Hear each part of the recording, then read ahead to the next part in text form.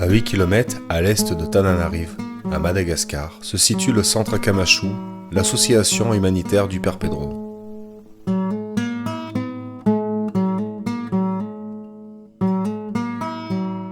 Grâce à la générosité de beaucoup d'hommes et de femmes, 18 villages à Kamashu ont pu voir le jour et sauver un nombre considérable d'enfants, de parents ou de personnes âgées. En 25 ans, plus de 300 000 individus sont passés dans les centres. Aujourd'hui, ce sont environ 20 000 personnes qui vivent et habitent dans ces centres. Les actions entreprises reposent sur la responsabilisation et la participation de tous aux travaux de l'association les concernant. En contrepartie, ils reçoivent un salaire, les adultes doivent travailler pour bénéficier des aides, et les enfants doivent être obligatoirement scolarisés. L'association humanitaire génère 3145 emplois, comprenant les emplois de service et les emplois générateurs de revenus, un chiffre considérable. Située à Mahatazan, la carrière de granit du centre Kamashu emploie 845 personnes. C'est par le travail que nous allons vaincre la pauvreté.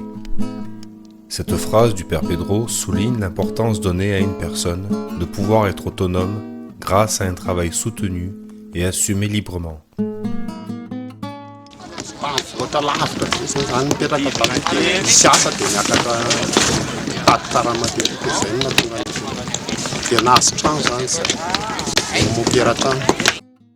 Tonga nipetraka taty zany a zay olona sahirana sady anesy mamanay sahirana dia mopirana makanay dia zay sandrinay mianatra zay nahazo trano zay mianatra zay miasa.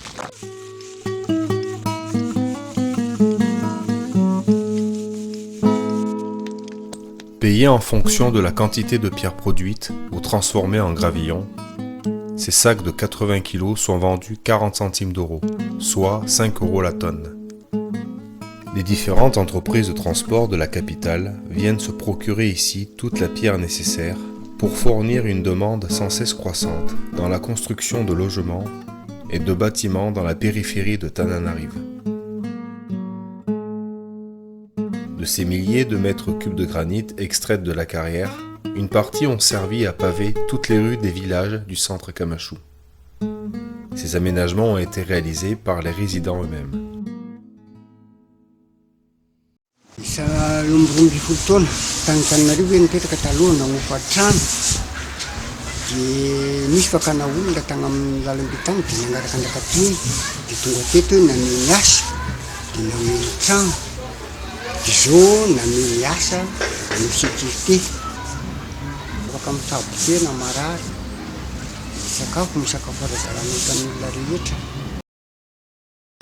Betsaka ny soazonay tamin'opera ohatra hoe fianarana, fitsaboana, fivavahana, rehetrarehetra zany eto amin'opera ampy daholo ny zavatra ilaina.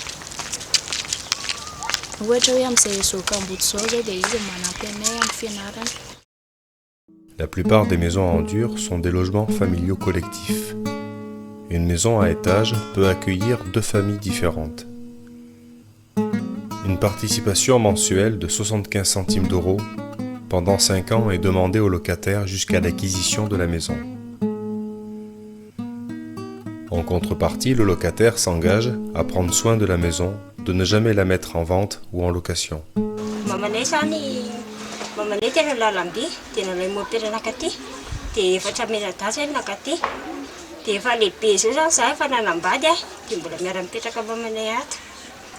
Efa niteraka roa zanako dia rehetrany zany a misy fandraisana anjara kely 5 000 zao ny fandraisana anjara amin'ity trano ity.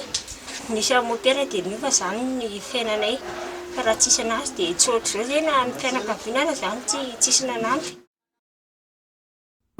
À Kamashu a en effet bâti plus de 2600 maisons et appartements depuis sa création en 1989. L'augmentation des demandes d'hébergement impose la construction de logements au sein du centre qui accueille déjà plus de 20 000 habitants dans les 18 villages qu'elle a construits.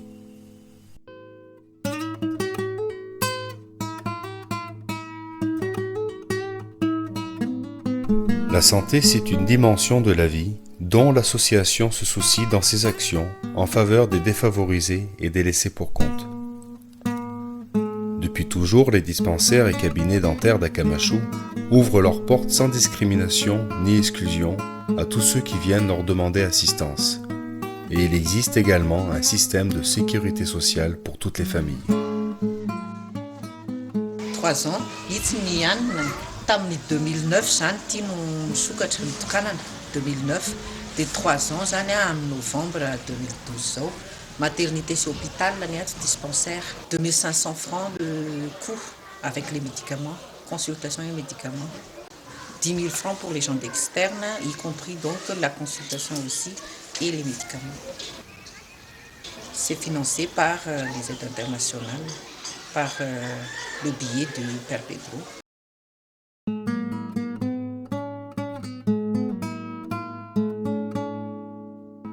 Pour mener à bien ces actions humanitaires, le Centre Akamashu bénéficie du soutien financier de plusieurs associations. Ainsi, la construction d'une trentaine d'écoles a permis la scolarisation de plus de 10 000 enfants de la maternelle à la terminale.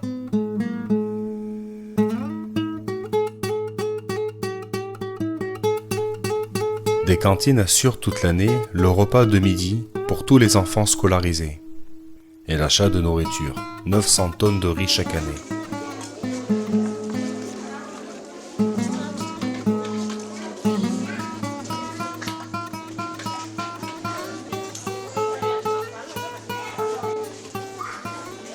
Misy atsika aty zao a de lobasoa de crèche zany neto afita zanan'le ankizy kely hoe 2 taona ka hatramin'ny 3 taona de netomboan'ny Akamashu teto zany zao a efa 320 taona de fanabeazana zany ny tena niezahana teto le olona hoe sahirana reny de mopera ny andraikitra nandray andraikitra tamin'izany momba ny ankizy kely eto a de zay hoe tazaina miasa zany ny ray aman-dreniny a de alefa aty izy tazaina de misakafo de tonga izy amin'ny maraina de misakafo a de ny ampolo izy mihinana goûter de ny atoandro izy mihinam-bary a.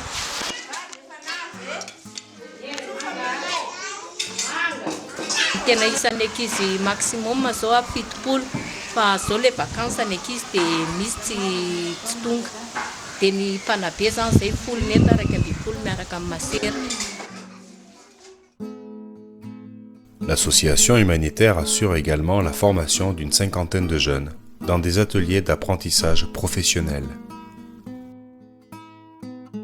Mon premier rôle, c'est de former des jeunes.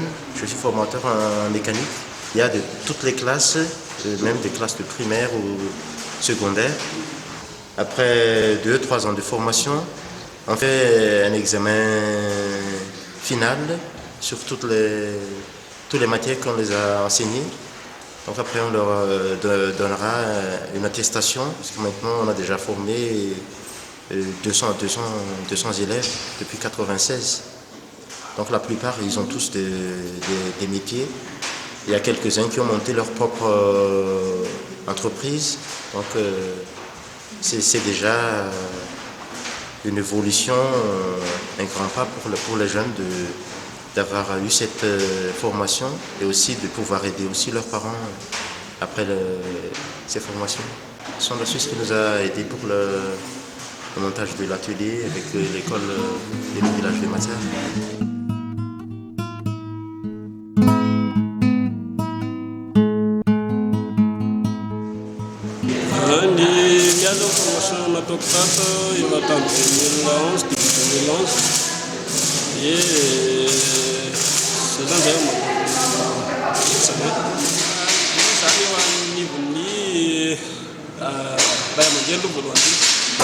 Nagataka karazana hoe aide zany a de mahasaotseo manaraka azy sady hita hoe eto zany azo atao hoe mahafinaritra ihany koa ampy ny école ampy ny toeram-pitsaboana raha ny tombontolo azo ngamba marobe ohatra hoe na hoe école azy any ivelany fotsiny ambany tena ambany karaha hoe juste participation.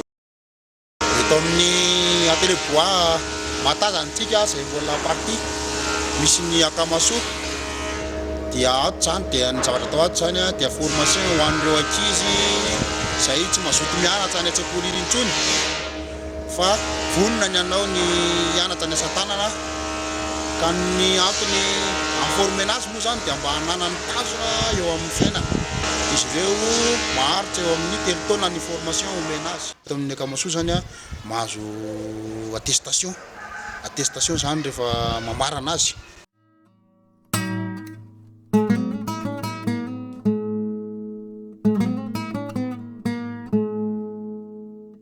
ohatra amin'izao dia anankiroa zay monsieur Fidelis indray dia zaho moa monsieur Ignace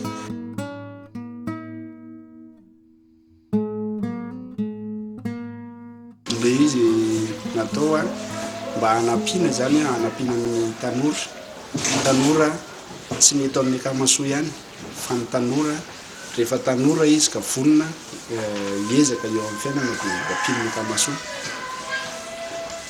tanora misy ny tanora maromaro zao manodidina eto amin'ny akamaso faritra Ambohimahitsy faritra avany Ambohimangasely ny tonga mianatra eto dia nandritra ny nanomboka tamin'ny janvier 9 janvier 2012 anatin'izay valovolan'izay misy ny théorie dia misy ny pratique dia misy mpampianatra maromaro zay ny eto misy mpampianatra 5 zany misy informatique dia misy français dia misy anglais reo zany matière complémentaire fa ny tena base dia ny hôtellerie et restauration ao anatin'le hôtellerie sy restauration misy ny cuisine chinoise cuisine européenne dia misy ihany koa ny pâtisserie de base dia ny pâtisserie viennoiserie ohatr'izany dia hofanina zany le tanora reo mba ahita asa ao aorianan'le 7 volana dia 7 volana io misy ny test anankitelo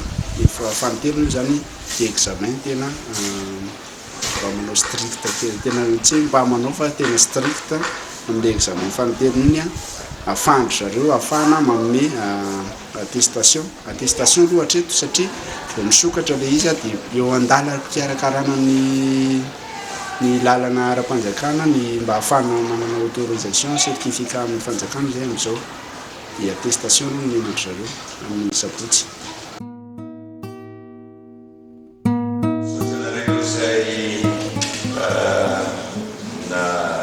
nahita izao taona voalohany amin'ity sekoly vaovao sekoly teknika vaovao école technique de l'hôtellerie et restauration ka faly zay miaraka mademoiselle vice-présidente mademoiselle Thérèse sy miaraka monsieur Théophile zany eto amitsika manatrika izao lanonana mahafinaritra izao manatrika izao lanonana fanomezana mari-pakasitrahana attestation ho anareo izao ary ao ray aman-dreny ao le zokisizanjy manatrika izao fanomezana izao attestation fa navita ezaka navita taom-pianarana iray navita programme zay ilaina amin'io resaka restauration sy hôtellerie io tsara izany hevitra izany tsara izao hevitra efa ela zay na te hanao sekoly teknika